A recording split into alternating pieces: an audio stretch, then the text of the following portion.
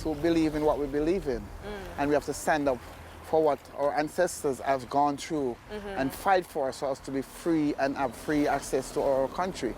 Campaigners argue the issue goes beyond tourism.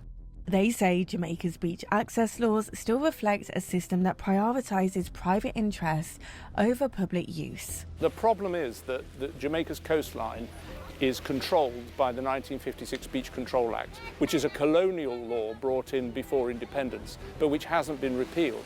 And it means that the government decides who gets to the beach. And the government doesn't look after the people properly. It looks after big business, overseas hotel owners, and private individuals. We contacted the Jamaican government on multiple occasions to ask for its position on beach access, but received no response. The government has previously said that it's committed to enhancing public beach access and investing in more public beaches while promoting sustainable tourism development. One person who's become increasingly vocal about the issue is Cedella Marley. The daughter of Bob Marley says beaches aren't just pieces of land. They're part of Jamaica's cultural identity. Our people deserve better. And the one thing is that it's free. It was given to us by God. And now it's being taken away by man. And who does that? Campaigners hope a series of court challenges could help clarify public rights of access. But after months of reporting, it became clear that not everybody sees this as a crisis.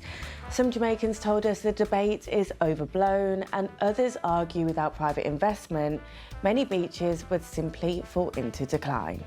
In Montego Bay, Harbony Beach offers a very different picture.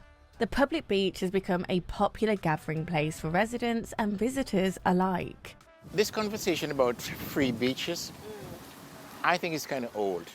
If you want to find a beach, you can find one, in my opinion. Others point out that many privately operated beaches provide facilities that local authorities have struggled to maintain.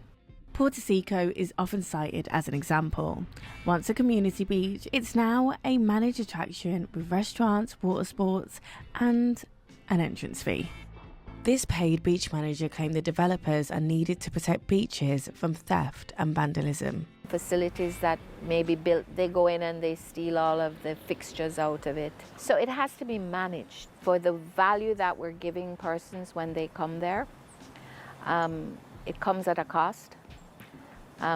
Obviously, we didn't do this investment to not make money, but I know at the very least we want to be able to continue to maintain the property at a high standard, and that's costly. Supporters argue developments like this improve safety, cleanliness, and visitor experience. Critics say that they gradually place more of Jamaica's coastline beyond the reach of ordinary Jamaicans. While we were making this documentary, another challenge emerged. A series of hurricanes and severe storms renewed concerns about Jamaica's coastline. Campaigners told us the pressure on coastal communities is increasing, and they fear the fight over beach access could become even more complicated in the years ahead.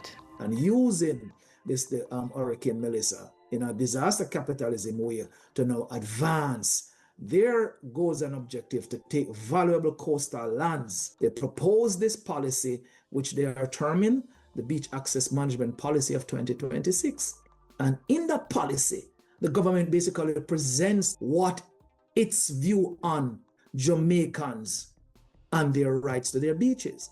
And the act state that we will not give you unfettered rights. We will not give you fundamental rights. What we, the government, will do, will give you what is called a qualified right. Supporters say the new powers are needed to help rebuild valuable communities and protect Jamaica from future storms. But campaigners argue that they could also accelerate the loss of public access to the coastline. They don't understand what it means to love your country before self. That means that you understand that you are invested with the authority to use our resources, but not to sell them. Even if all of the beach are not going to be free, would like just leave us with something then that we could survive off of, you know? It's a debate about climate resilience, about development, about tourism. But for the people we've met over the past year, it's also deeply personal. This is God's creation. We shouldn't sell them off. I'm not saying they can't have their private section, but they can't bar the people who born here, born and bred here, robbing them of their birthright. This is our birthright. And we're supposed to enjoy God's creation, our birthright.